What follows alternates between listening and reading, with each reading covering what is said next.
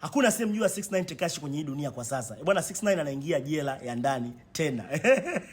Bwana 69 bwana alikuwa anatumikia kifungo chake tangia 2018 mpaka 2020, akapewa kifungo cha nje. Akawa anaishi kifungo cha nje, kile ambacho mtu anakaa sehemu fulani uruhusi kuondoka bila. Hajawali mkorofi sana. Kwa hiyo pia anakosa hilo. Kosa lingine, amekutwa na madawa nyumbani kwake, lakini pia amekutwa kwenye test ile ya madawa, mtu unatestiwa kama unakunywa pombe unafanya nini?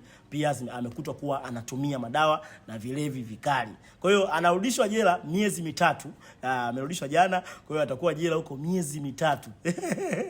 Huyu jamaa kifungo chake kinaweza kaenda hata miaka yote huyu jamaa. Kwa sababu jamaa ni haelewi. Yaani ni mkorofi, tunamkubali, ni rapa mzuri lakini ni mkorofi, ni mtundu. Usicheke atishe zabi ndugu yangu. Sio cha kucheka kabisa hii. Hiyo 69. Kwa hiyo ndio hivyo, ameingia jela jana na saizi yupo ndani, anaenda kukutana na rais kule, rais yule wa ile nchi ambayo amefungwa na Donald, watakutana. Na kile kifungo sio kwamba kinakuwa kile kigumu, kinakuwa pia ni cha special. Lakini cha ndani unakuwa saa ile uzunguki au kama kile cha nje. Lakini tofauti na hapo ndugu zangu, kama kawaida wale wa mikeka ipo ya kutosha. Mikeka imesukwa ya kutosha. Cha msingi ni kuingia, kuchukua bio hiyo, ingia kwenye bio yangu, chukua hiyo link, nenda WhatsApp, nenda kachukue mikeka bure. Yaani wewe ni kutia hela yako tu. Mikeka ni bure. Watu tunampiga muhindi.